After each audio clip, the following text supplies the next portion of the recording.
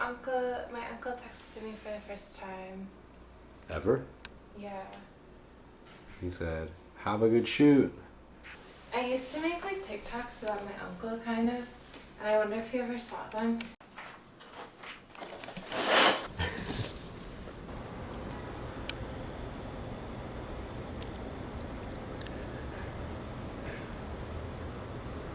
I guess there is a ladder actually. I've never. Yeah, that's what I was like thinking. I don't know if it'll. What if I die?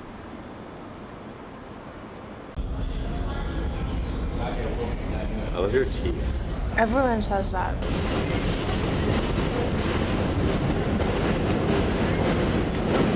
Not know that. Is that something I should be excited about? Yeah.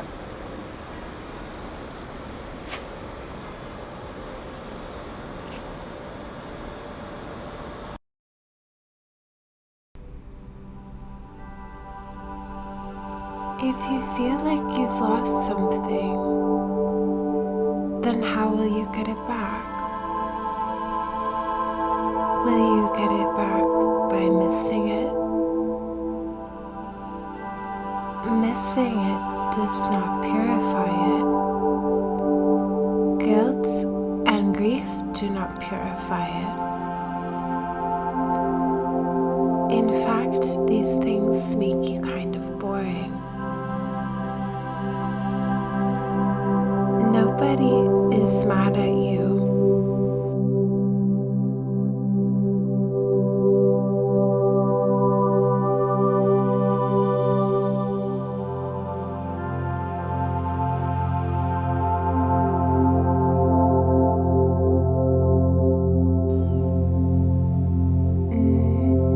Maybe you should focus on yourself. Your real self, not the one that you keep grabbing onto. You're at the very end of a long thread, but what would it be like if you were safe feeling and not guilty and not missing and just existing so fully and clearly in the now and not questioning it, just going into it and looking at what you want to go to and not looking at what you don't want to go to and feeling excited at least as often as you're feeling scared, right? It has to be at least as often as it has to be equal. Don't you think at the very least it can be equal? Especially since nobody is mad at you, and God isn't mad at you even. God is not opinionated. God is just sort of the server that's hosting the website.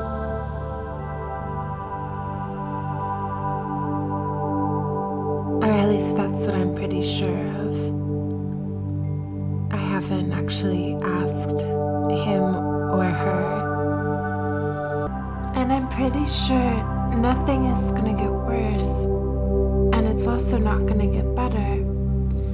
And you shouldn't be afraid of that. You shouldn't turn away from it. But receive it as fully as possible and as deeply and completely, and just keep your eyes spread really open for the whole part of it. Are you following me? California? I think so. Wait, will you stand right here? I think really calm and like slow and deliberate, and you just like grab it.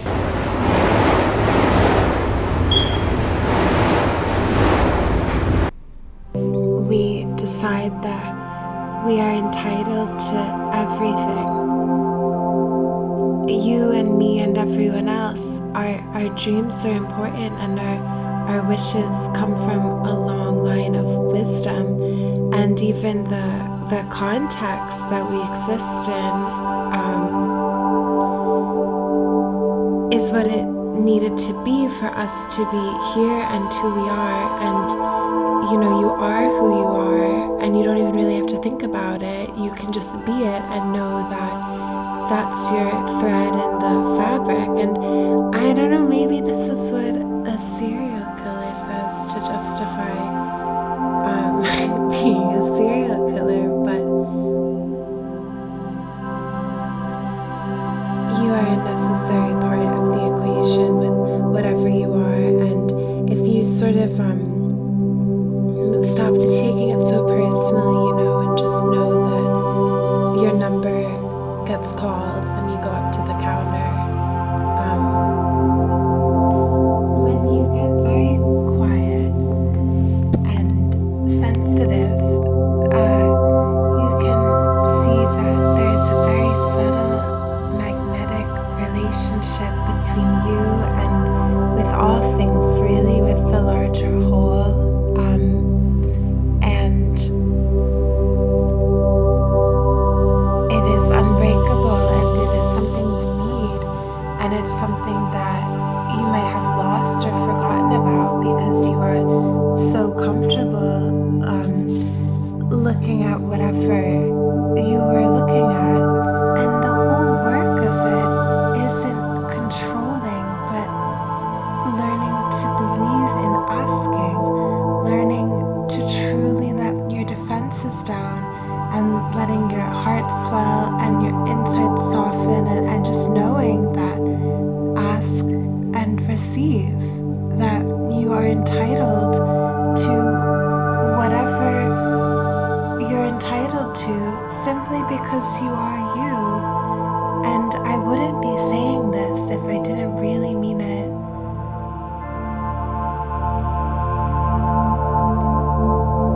Nobody knows. Nobody knows. Nobody knows where anyone goes. But believe that it's happening because it needed to. Believe that you are led and guided and okay and neutral and mathematical, and believe that you are innocent and fun, and believe that it's all going to be very gorgeous for a lot of reasons. And believe that you can stop thinking and start feeling, and believe that the feelings are true.